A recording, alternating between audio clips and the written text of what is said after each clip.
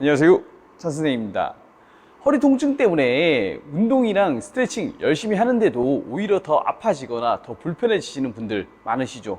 그래서 오늘은 뭘 해야 될지가 아니라 뭘 하지 말아야 될지에 대한 이야기를 좀 드리려고 합니다. 이건 몇 가지만 안 해도 허리 통증은 지금보다 한 70%는 줄어드실 거예요. 내가 해줘야 될 운동도 중요하겠지만 반대로 해주지 말아야 될 동작 그리고 운동도 있기 때문에 그 부분 오늘 한번 설명드리겠습니다. 첫 번째로는 이 스트레칭인데요. 저희가 보통 측골 스트레칭이라고 표현하죠. 자, 위 영상과 같이 이렇게 틀어 주셨을 때는 결국에는 내 몸이 꺾이는 형태가 나타나는데, 허리 같은 경우는 지지대, 기립근이라는 지지대를 가지고서 있는 상황에서는 저 동작이 위험하진 않아요.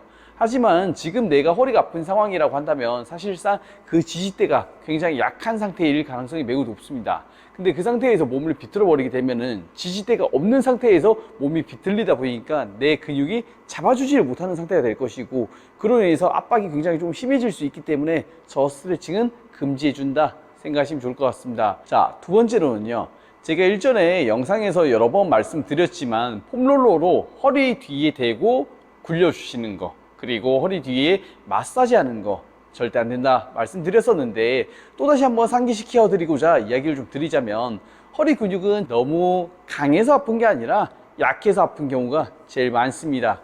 그렇기 때문에 이 친구들이 결국에는 강해지기 위해서 우리는 운동을 하는 건데, 이 친구를 반대로 마사지나 폼롤러로 풀어주시게 된다면은 이 근육들은 자꾸 약해질 수밖에 없고, 그러면 제가 아까 초반 도입부 스트레칭 때 이야기 드렸던 것처럼 기립근이라는 친구가 지지를 못하는 형태가 나올 수밖에 없다 보니까 내가 걸어 다닐 때도 좀 더 불안해질 수밖에 없고, 지지대가 사라졌으니까요.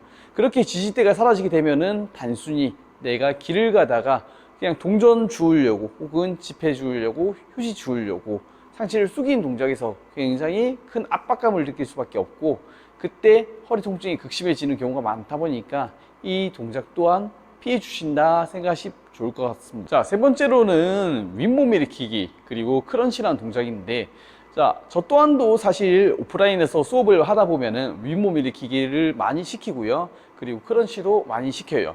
그리고 정작 저 또한도 크런치를 많이 하고 윗몸 일으키기도 굉장히 많이 합니다.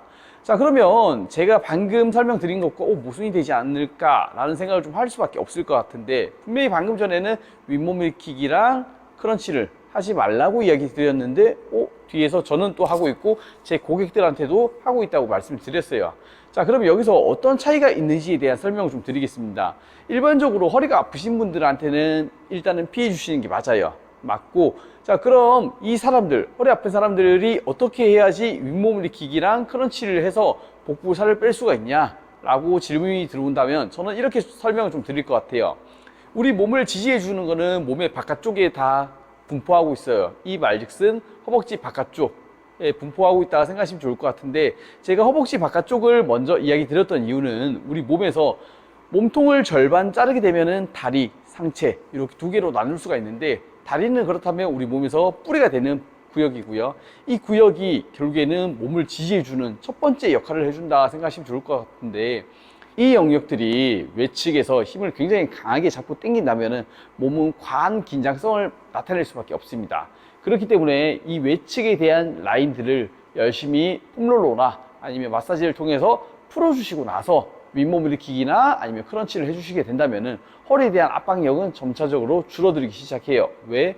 폼롤러로 외측 관근을 풀어주셨을 때는 단순히 외측 관근이 풀리는 걸로 끝이 나는 게 아니라 햄스트링이라는 허벅지 뒷부분에 대한 기능이 갑자기 살아나기 시작해요.